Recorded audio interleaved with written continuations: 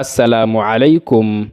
Wuxuu Alle subxaanahu wa tacaalaa qowm walba u diri jiray nebi ama rasuul ugu yeera in ay caabudaan Alle keligiisa subxaanahu wa tacaalaa, barana sida ay Alle u caabudi lahaayeen oo ay u ateeci lahaayeen, nebigaasoo sidoo kale ka reeba xumaanta iyo munkaraadka. balse wuxuu Alle subxaanahu wa tacaalaa qur'aankiisa kariimka ah ku xusay 25 nebi oo keliya.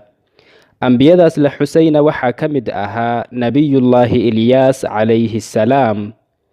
wuxuu Alle subxaanahu wa tacaalaa inoogu xusay si aan ugu cibro qaadanno qisadii cajiibka ahayd ee dhexmartay isaga iyo qowmkiisa.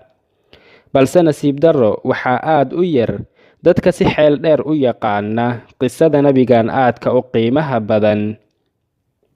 waxaan muuqaalkan gudihiisa idinkugu soo gudbin doonaa qisadii aadka u layaabka badnayd iyo dhacdooyinkii xiisaha lahaa ee soo maray. balse ka hor intaanan bilaabin, haddii aad nagu cusub tahay fadlan ha iloobin janalka inaad sabskaraib saarato si aad inoo dhiiro geliso, gambaleelkana furo si ay kuu soo gaaraan muuqaaladeena xiga.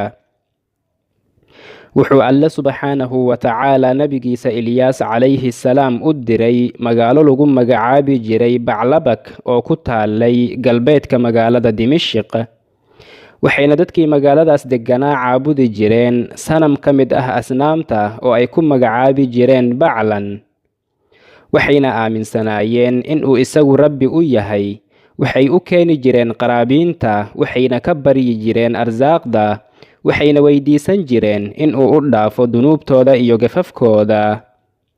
nebi Ilyaas qisadiisana sida ku sugan Tabariyi wuxuu yidhi, wuxuu u tagay dadkii degganaa magaaladaas, markaas buu ugu yeeray in ay caabudaan Alle keligiisa subxaanahu wa tacaalaa oo ay ka tagaan sanamkan ay weynaynayaan. sanamku ma ahan mid iyaga iyo naftiisaba nafci ama dhib midna u soo jiidi karaa. Allena subxaanahu wa tacaalaa wuxuu yidhi, wa inna Ilyaasa lamina almursaliin id qaala liqowmihi alaa tattaquun atadcuuna baclan watadaruuna axsana alkhaaliqiin allaha rabbakum warabba aabaa'ikum alawwaliin.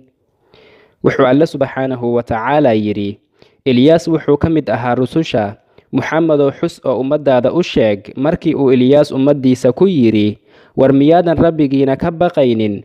ma intaad ka tagteen rabbigii idin abuuray ayaad baryaysaan Baclan? idinka iyo aabbayaashiinii horeba Alle keligiisa ayaa idin rabbi ah oo idin abuurtay. markaas bay dadka deegaankaas beeniyeen nebigooda oo kadibna ka musaafuriyeen magaaladooda. markaas buu mar kale ku soo laabtay si uu ugu yeedho cibaadada Alle subxaanahu wa tacaalaa. muddo ayuuna xaalku sidaas ahaa.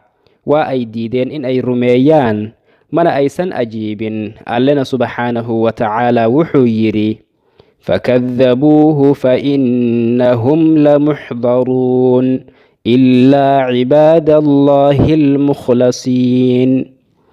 Alle subxaanahu wa tacaalaa wuxuu yidhi, waa ay beeniyeen, dhammaantoodana cadaabka ayaa lagu xaadirin doonaa markii laga reebo kuwa Alle rumeeyey ee mukhlisiinta ah.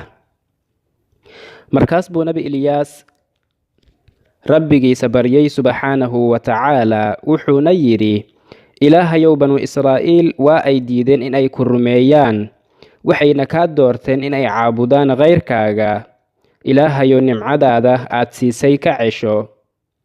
markaas buu Alle subxaanahu wa tacaalaa u soo waxyooday oo ku yidhi, waxaan gacantaada geliyey amarka arsaaqdooda, ee waxaad doonto ku xukmi oo ku habaar. markaas buu nebi Ilyaas calayhi salaam yidhi, ilaahayow roobka ka jooji. markaas buu Alle subxaanahu wa tacaalaa roob la'aan ku riday 3 sano oo xiriir ah.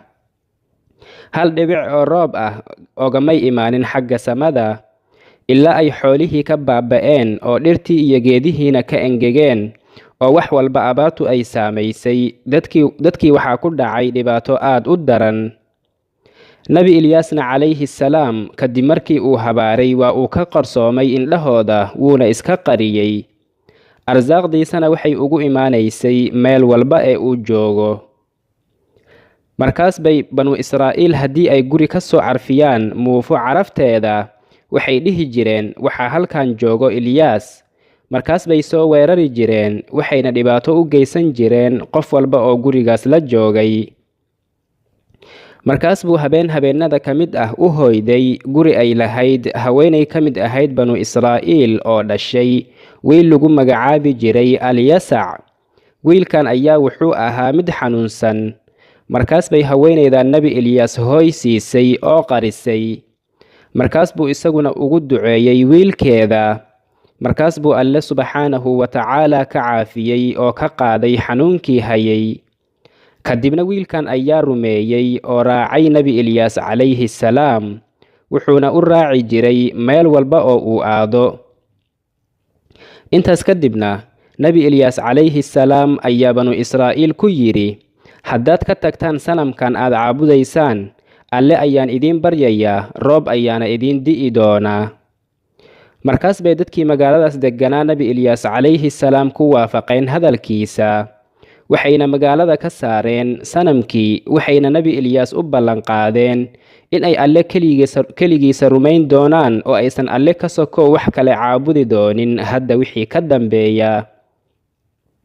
kadibna nebi Ilyaas calayhi salaam ayaa Alle u baryay subxaanahu wa tacaala. kadibna wuxuu Alle subxaanahu wa tacaala u soo dejiyey neecaw iyo roob fara badan. wuxuuna u soo celiyey khayrka iyo arsaaqda ilaa uu waddankoodu ku laabtay sidii uu ahaan jiray abaarta ka hor.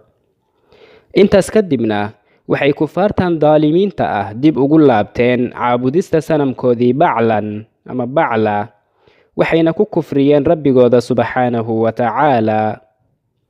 nebi Ilyaasna calayhi salaam markii uu arkay wixii ay sameeyeen wuxuu Alle subxaanahu wa tacaala ka baryay in uu xaggiisa u oofsado.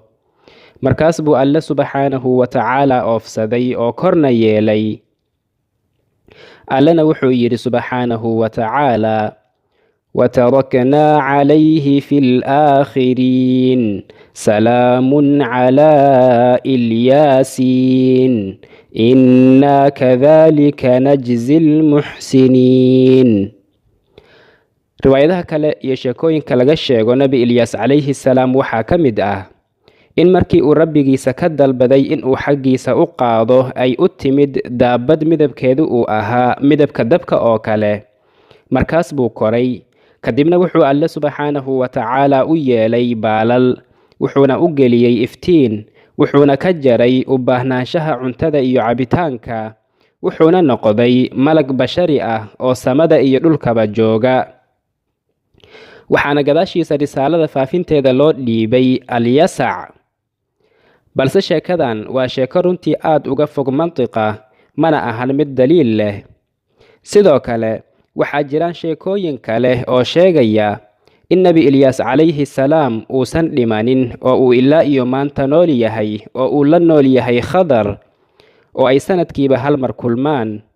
Khadarna waa ninkii uu nebi Muuse calayhi salaam kula kulmayay majmac al-Baxrayn. waxaana qisadiisa idinkugu soo gudbin doonaa mid ka mid ah muuqaaladeena soo socda insha Allahu tacaala.